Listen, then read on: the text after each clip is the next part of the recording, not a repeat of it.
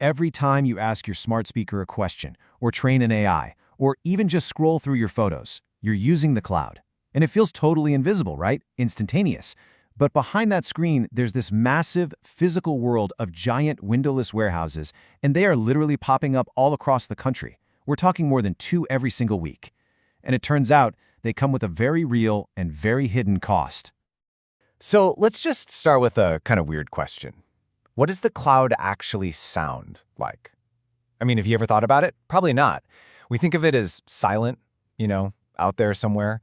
But for a growing number of Americans, the cloud has a very distinct sound. A sound that once you hear it, you can't escape. Yeah, it's not something that you just hear, it's something that you just feel. That's a quote from a guy named Carlos Janis who lives right next to one of these data centers in Virginia. And man, his experience really gets to the heart of what we're talking about today. This invisible infrastructure, it's having a deeply physical impact on the people living in its shadow. So let's dig into the scale of this thing, which really feels like a hidden and very intentional invasion. All right, so what we're seeing is just this explosion of data centers. You have these epicenters, like Data Center Alley in Virginia, that are basically ground zero. From the air, you can see these massive clusters just consuming the landscape. Now, they're built where there's reliable power, easy access to water, and of course, big tax breaks. The problem is, those are often the exact same places where people already live. And get this whole boom is happening behind a deliberate wall of silence. When journalists tried to map it all out, they hit roadblocks at every single turn. You've got local authorities and the tech companies themselves hiding behind NDAs. Public records, blacked out, totally redacted. They classify everything as a trade secret. All this secrecy makes it pretty much impossible to figure out what's being built, where it's being built, and who's really paying the price. Okay, so with the front door totally locked, investigators had to get creative. They had to find a back way in. They needed to find a common thread, something every single one of these massive, power-hungry facilities couldn't operate without. And crucially, something they couldn't hide from the public record. So how'd they crack the code? Well, they found a genius loophole. Turns out every single data center needs massive backup diesel generators in case the power goes out. And here's the kicker. Installing those generators requires a public air quality permit. Bingo, that was the key. So they filed records requests for those permits in every state. That led them to all these anonymous shell companies, the LLCs. And from there, they could connect the dots with other filings and finally pull back the mask. Let's look at a perfect example of how this worked. In New Albany, Ohio, permits were filed for this huge data center campus by a company called Sidecat LLC. In exchange for building there, Sidecat got an amazing deal, 100% off their property taxes for 15 years. But who on earth is Sidecat? Well, as it turns out, Sidecat LLC is not some small local business. Nope, it's a shell company owned by Meta, as in the parent company of Facebook. And this wasn't a one-off thing. Investigators did this again and again and again, hundreds of times, connecting all these anonymous LLCs to the biggest names in tech. So after all that digging, what did they find? A lot. 2,240 data centers, either already built or approved. To put that in perspective, that is nearly 4 times the number we had just over a decade ago. The growth is just staggering. But look, these aren't just dots on a map, right? Each one has a real physical footprint, and for a lot of people, a very audible one. So what is it actually like to live in the shadow of the cloud? Well, you can ask Donna Gallen in Virginia. She lived in a peaceful neighborhood for 30 years. And then the data centers came. Now there's this constant humming noise that triggers her anxiety so badly, she has to wear noise-canceling headphones just to get some sleep. And for Carlos Janis, the guy we heard from earlier, it's a constant vibration that keeps his whole family awake at night. He says you can literally feel it in the walls of his house. And look, this isn't just about being annoyed. The American Public Health Association warns that this kind of chronic noise exposure can lead to really serious health problems. We're talking increased stress, sleep deprivation, even cardiovascular disease. And that story from Carlos? His 7-year-old son started having nightmares, telling his dad there's a spaceship outside. Just imagine that.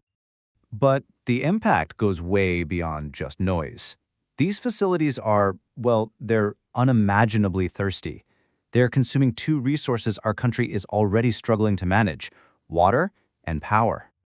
Okay, get ready for this number.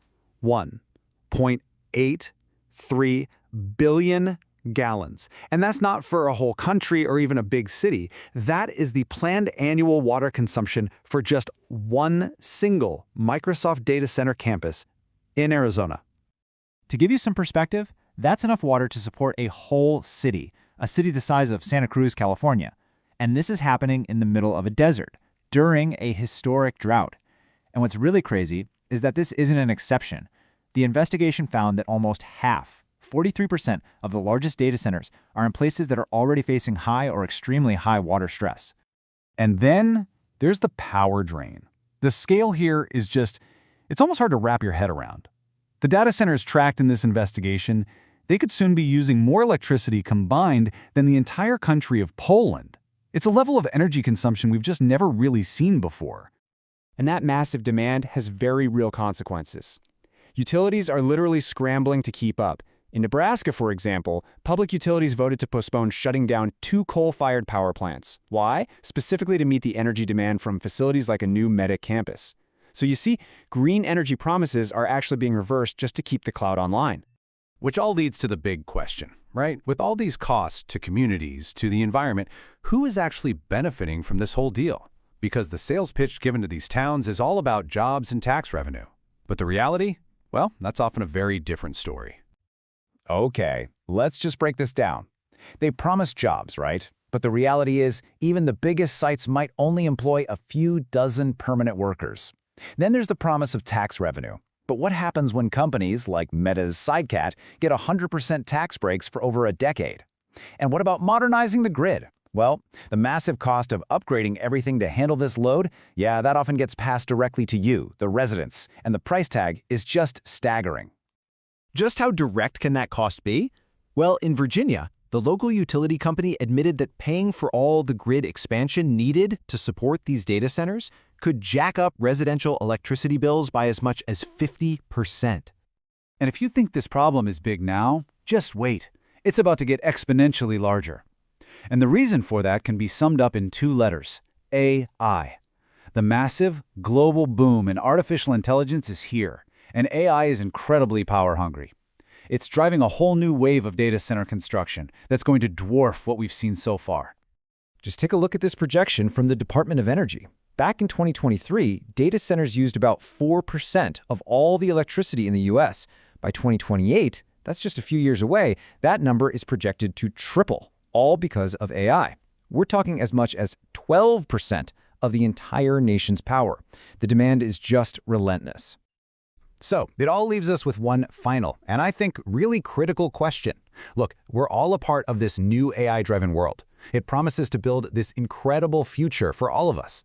But, as we've seen, that future is being built on a very real physical foundation, one that's causing immense environmental strain and has a real human cost. So we have to ask ourselves, as AI builds our future, who is actually paying the price?